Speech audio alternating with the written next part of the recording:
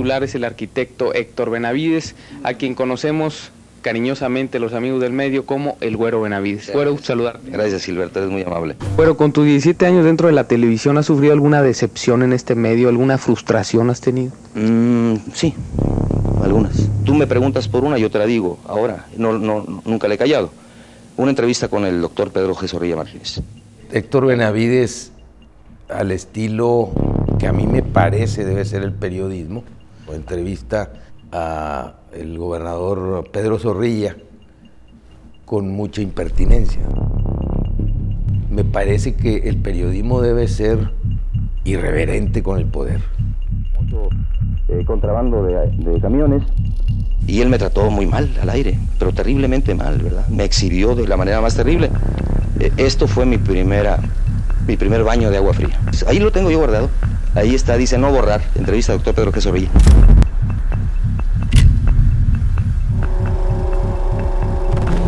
Señor gobernador, el señor Belden dice que va a traer a concesionarios, giratarios... Eso lo inventó usted. No, señor, perdóneme usted. Este gobierno, usted probablemente, o alguien que usted conoce.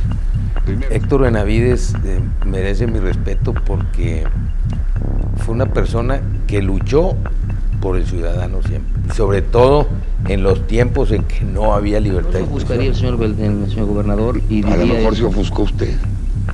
No creo que nuestro compañero lleve... No, usted es santo y el señor Vélez es el diablo. Yo estoy cumpliendo nada más un... No seamos maníacos, yo estoy cumpliendo otro, fíjese. Sí, me lo dio el pueblo de Nuevo León. se inventó eso. Como la vea usted, ¿quién se lo dio el suyo? Mi conciencia y mi responsabilidad como profesional. No, ¿y de la quién más? información. No, específicamente. ¿Para quién trabaja usted? Trabajo en esa quien queremos nosotros dirigir. Ya tuvo su entrevista. Muy amable, señor. No hagan de esto una... Con Héctor Benavides tuve una muy cercana relación, ya no de alumno maestro, sino de compañeros o colegas. Pierde uno a veces la inocencia, Gilberto, en este medio, sobre todo cuando deja uno el renglón del entretenimiento. Pues estás en una línea muy amable, ¿verdad? No es de confrontación con nadie porque les estás aportando algo, les dicen, vengan a divertirse, este programa es así, pero cuando invades el área de la noticia, te enfrentas tú a muchas decepciones. Y de pronto reacciona uno con agresividad, ¿no? Sí, porque cuando brinca repentinamente al campo de la noticia y no tienes la malicia que el oficio periodístico requiere, te encuentras con muchos intereses. Y para poder jugar con esos intereses y salir sin heridas es muy difícil, vamos, es terriblemente difícil. 1980 nos trajo a todos nosotros, como todos los años, noticias buenas y noticias malas, reflejo del acontecer de nuestra época.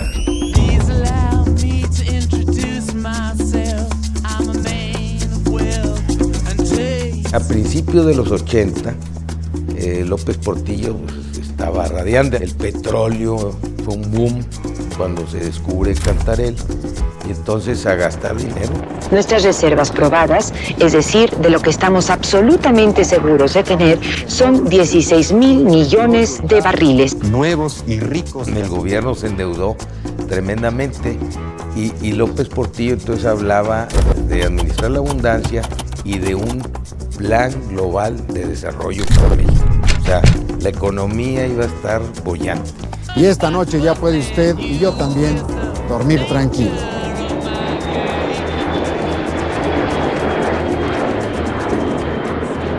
En una ocasión visita Monterrey.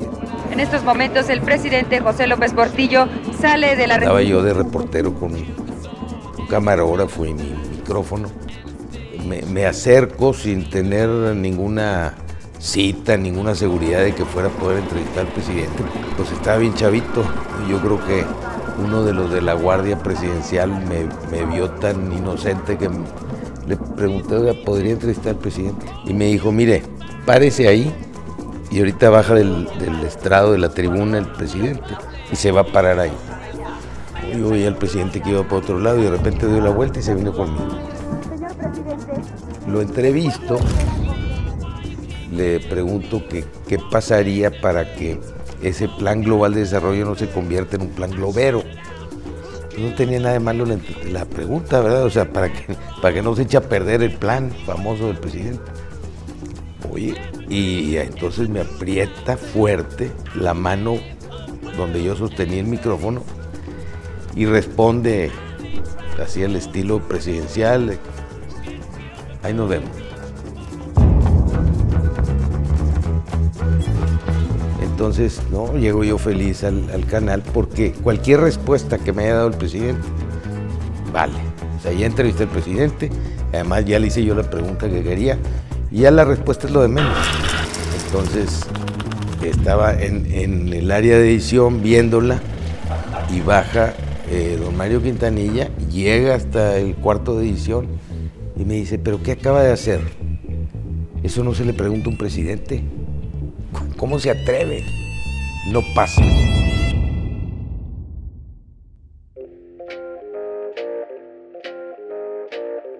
Acompáñenos todas las mañanas de lunes a viernes en su canal 2 de Monterrey, desde las 6:55 en el Jazz, a las 7 su noticiero Buenos Días y a las 9 esta mañana. Todas las mañanas su canal 2 de Monterrey lo recibe con la mejor programación para el... Yo estaba empezando en televisión, me invitan a participar en un programa para mujeres, digamos, donde la mayoría de las conductoras eran mujeres, pero habíamos un par de hombres que era un pionero, don Héctor Martínez Cavazos y un servidor. Todos los días, de lunes a sábado, a las 8 de la mañana, con Héctor Martínez, Perla Cecilia Ayala, horóscopos con Claudia Salinas. Esta mañana, un programa de XCFB Televisión Canal 2, en vivo, desde Monterrey, Nuevo León. Pues andabas en busca de la nota, ¿verdad? De algo que fuera importante para la comunidad. Llega un indio huichol vestido con todo el atuendo de huichol a las instalaciones del canal y me habla el recepcionista, me dice: oye, están buscando al ingeniero Américo, que quiere hablar con él porque trae un tema. No estaba el ingeniero Américo Leal, entonces voy a atenderlo. Me cuenta su historia llorando, una tragedia para él. Lo había robado la policía cuando él venía desde Santa Catarina, Jalisco, a ver a sus hijos que estaban estudiando aquí en Monterrey. Pues me cuenta su historia de que la policía lo había robado en la estación de autobuses y finalmente se pone a llorar. Eso me conmueve, pero también como comunicador me llama la atención porque eso es un hit siempre para la audiencia. Entonces le digo: oiga, vámonos ahí enfrente para hacer la entrevista, para no hacerle un estudio, sino en la calle, ¿verdad? Busco ahí un espacio con una barda que no estaba ni siquiera enjarrada, el pasto crecido, en fin, era la escena ideal. Empiezo a entrevistar, ahí sentados los dos en una piedra, y me cuenta la historia, pero ya no llora, ya me la había contado, ya se había desahogado. Y en eso le hago alguna pregunta para picarle un poquito con ese tema y que me repita lo que a mí me había dicho, porque finalmente pues, yo lo que quería era que la audiencia viera lo que yo vi, lo que oí, lo que sentí cuando él lloró. Y vuelve a llorar otra vez. Era una escena realmente conmovedora por el cuadro. Y entonces volteo la cámara y hago mi primera crítica al gobierno. ¿Con qué autoridad moral usted... 8 minutos dura la entrevista y la mando para que la pasen, la acepte el productor y se transmite, y en eso se bloquea el conmutador. Don Mario Quintanilla, que era el director, quería hacer una llamada y no podía porque el conmutador estaba bloqueado. Entonces le pregunta al secretario: chéqueme a ver qué está pasando con el conmutador, y le dice: oiga, no, es que está bloqueado el conmutador, muchas llamadas de gente que está hablando para quejarse del gobierno y para regalarle cosas a una persona que entrevistó un muchacho en el programa de la mañana. ¿Sí? ¿Quién habla? Rocío. ¿Rocío qué? Urdiales. ¿Qué edad tienes, Rocío? 14 años. Y entonces don Mario pide la entrevista, la ve y dice: pásenla en la noche completa. Y eso pues para mí fue el despunte, ¿verdad?, de una carrera periodística en televisión. Si me equivoco, en este caso, si nos equivocamos, nos corrigen. Foro está en el aire. Yo soy muy gentil y muy amable mientras no me preguntan. En el momento que usted me pregunta, yo digo las cosas. Ahora sí agarré la navaja para matarlo. ¿Para matar a quién? ¿Con qué autoridad moral usted infracciona al señor? Hay que tranquilizarnos y hablar de uno por uno y hablar punto por punto. Nos encontramos hoy en el penal del Topo Chico, en el penal. Este y todos los domingos seguimos en Foro luchando por mantener la libertad para comunicar la verdad. Usted forma parte importante del equipo de Foro. Queremos que nos acompañe este y todos los domingos de 9:30 de la mañana a 12 del mediodía. Foro es periodismo televisivo de libre expresión, una presentación de Canal 2.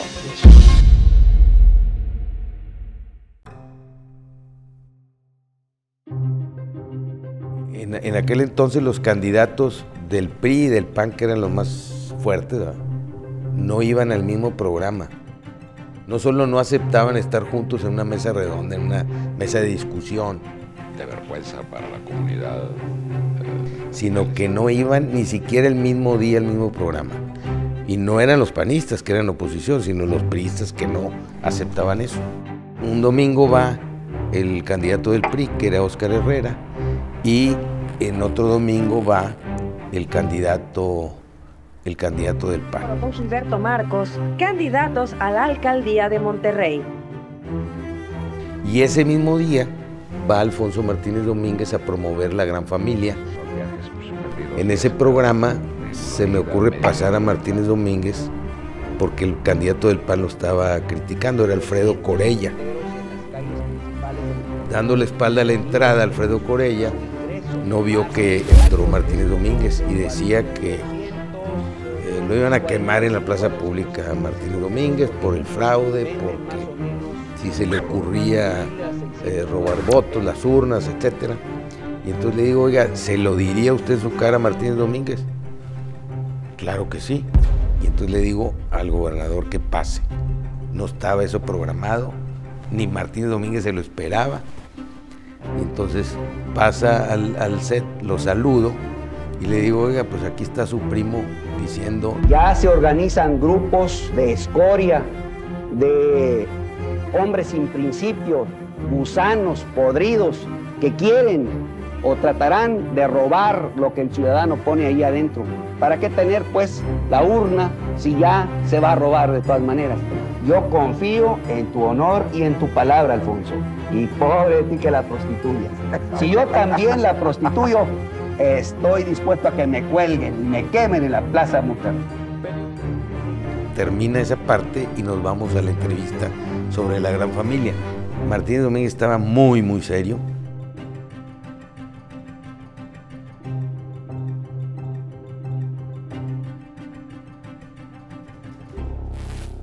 Termina el programa con esa entrevista y lo que se hacía es que al gobernador lo acompañabas a la salida, ¿verdad? Lo acompañabas, lo despedías en la entrada. Ni oportunidad me dio, se fue rapidísimo, se notó que estaba sumamente molesto, pero yo dije, bueno, pues ya había habido otros casos en que pues se enojaba y se acabó, ¿verdad? Ya él. Y resulta que al día siguiente me empiezan a llamar los que patrocinaban el programa, vaya, los que se anunciaban, para decir que cancelaban la publicidad. Uno tras otro, dije, no, pues esto tiene pies y cabeza, ¿verdad?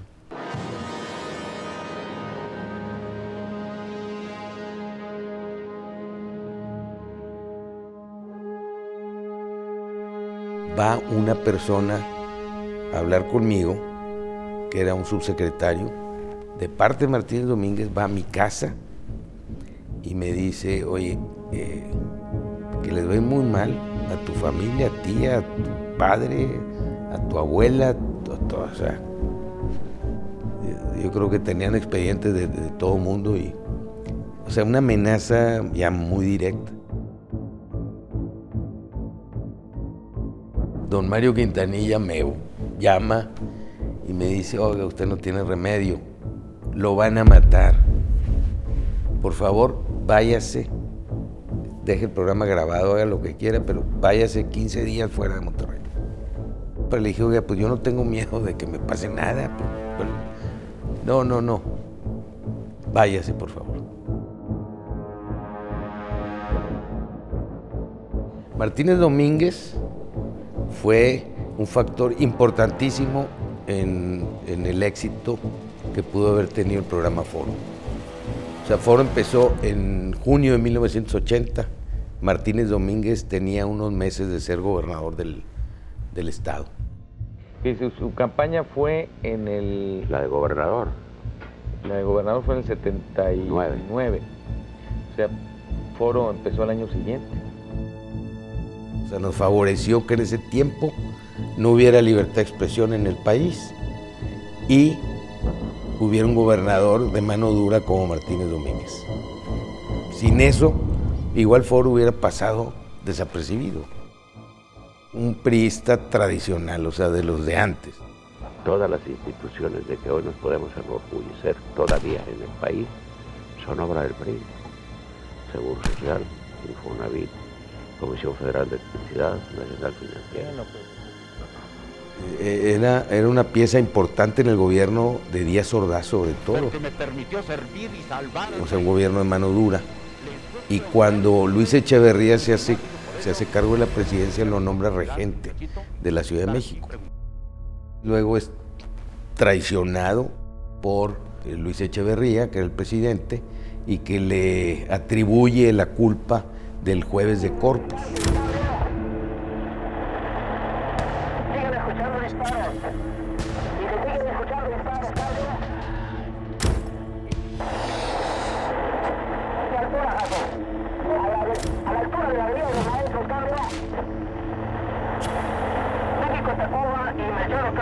Acaba de llegar un camión con halcones, cambio. Aproximadamente 70 halcones acaban de llegar. Lo hacen renunciar y Martínez Domínguez entra en la congeladora. Está congelado durante todo el sexenio de Luis Echeverría. Pero lo revive el presidente López Portillo y lo hace gobernador del estado. Era la mano dura, temido a morir, mucha gente, la inmensa mayoría le temía, pero eso te digo que nos ayudó para que el programa tuviera mayor éxito, mayor fuerza, porque lo enfrentábamos constantemente.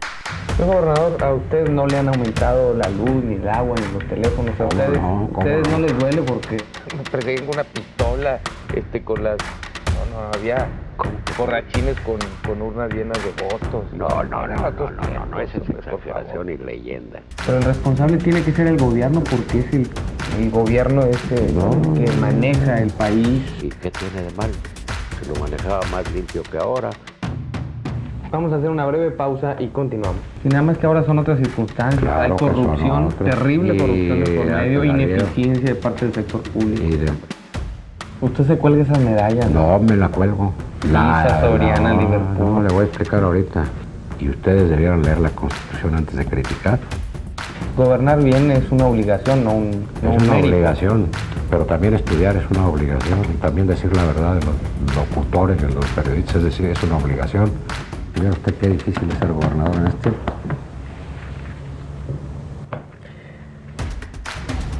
Piensen una cosa, dicen una cosa diferente y luego hacen otra cosa totalmente diferente a lo que pensaban y dijeron. Con generalidades, quiero un ejemplo concreto. Vamos a poner un ejemplo grande, gordo.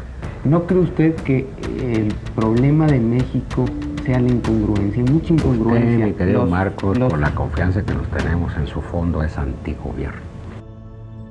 Y hubo muchos tramos ahí en la relación de Martínez Domínguez con el periodismo televisivo, concretamente con un servidor, donde pues había quejas, reclamos, constantemente se quejaba con el director del canal, se quejaba con México, la Secretaría de Gobernación, mandaban las grabaciones del programa diciendo, oye, dice cosas en contra del gobierno, nos critica a nosotros, al gobierno federal, etcétera.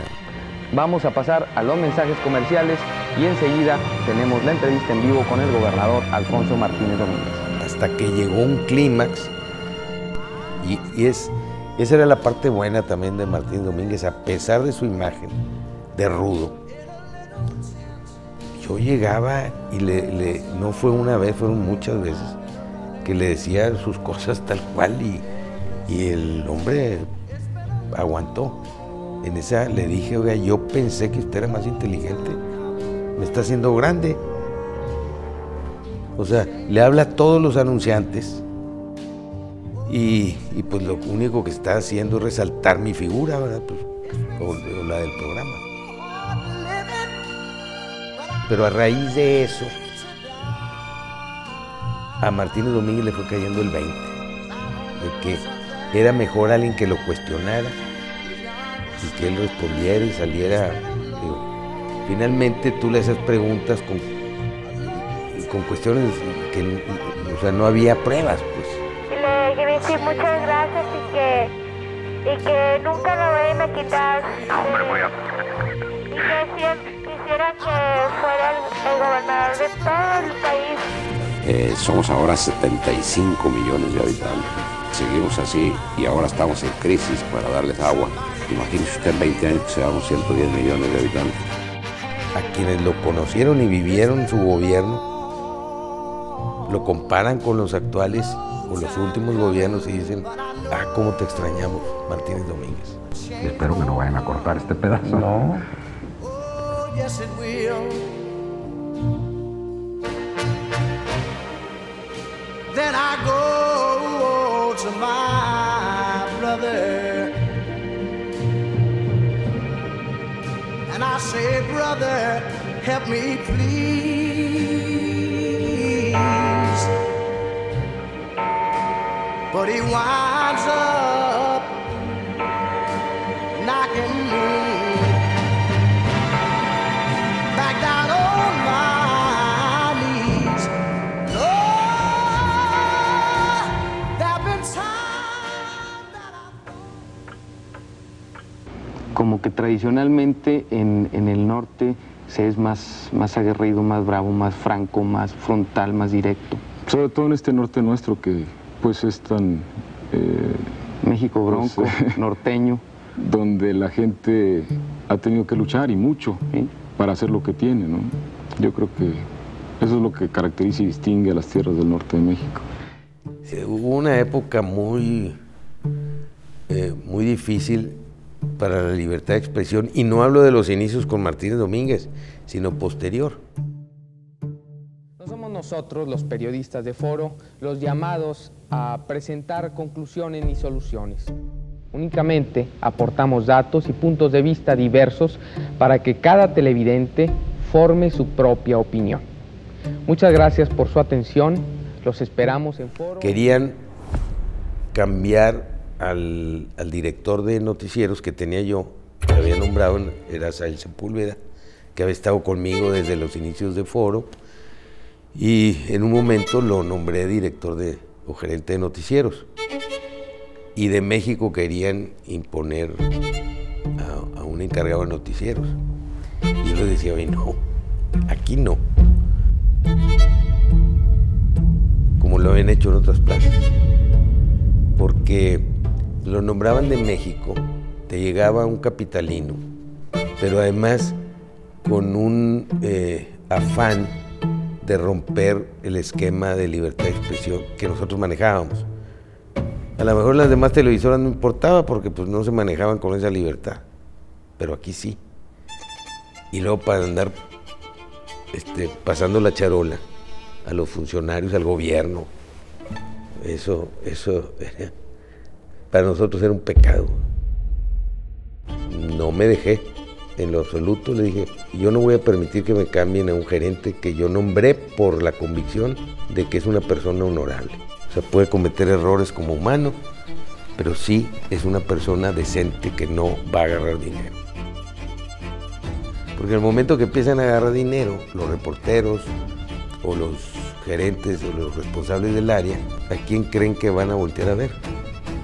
Pues al jefe de ellos. En una de esas presiones para torcerme, me llaman a México a cuentas y me dice el vicepresidente ejecutivo de Televisa, que era el que seguía al presidente de la compañía, y dice, oye, necesitamos tener una junta. Entonces a esa junta va Amador Narcia y va Jacobo Saludosa.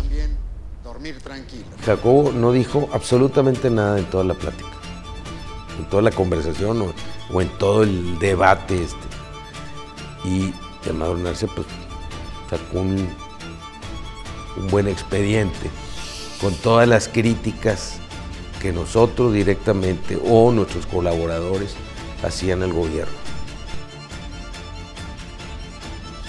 Bueno, todo eso lo saca y empiezan a señalarme, ¿no? Y le dije, bueno, pues es Monterrey. Monterrey es más libre desde hace muchos años, muchísimos años, que el resto del país. O sea, en Monterrey se maneja más libertad de expresión que en cualquier otro lado. Y si nosotros no la manejamos, pues no estamos competitivos. Entonces, ¿de qué se trata? Y si no les gusta, pues digo, no pasa nada, ahí nos vemos. Y el presidente ejecutivo, el vicepresidente ejecutivo dice, si no hay nada más que decir, a mí me parece que Gilberto, ya lo había dicho antes don Emilio Escarga, Monterrey es diferente. Como buenos regiomontanos, de inmediato pasaron del deseo a los hechos. Queremos felicitar a la televisora de Monterrey al esfuerzo que han desarrollado. Hacer un canal de televisión en el interior del país. La XCFB fue la primera radiodifusora en Monterrey en transmitir noticias cada media hora. Teníamos que ser aquí en Monterrey. Un canal de televisión propio de los regiomontanos. El primer canal de televisión en Monterrey. Y con ello contribuyó a que Nuevo León diera otro salto en su desarrollo ejemplar.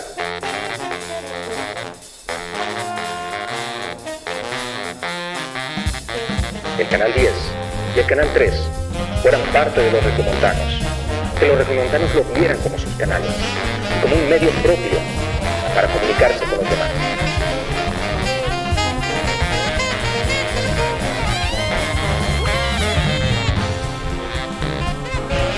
Don Mario Quintanilla les preguntó, ¿el público de Nuevo León no se merece la mejor televisión?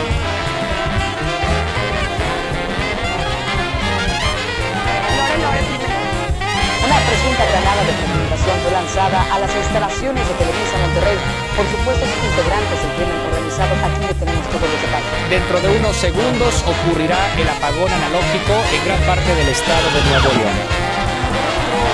Del partido de hoy y ya no se levanta nadie. Se está comportando como un bajo pelado que ya 7:06 de la mañana. en Monterrey. Ubícate, no le cambies de nada. Aquí está la diversión, la fuerza.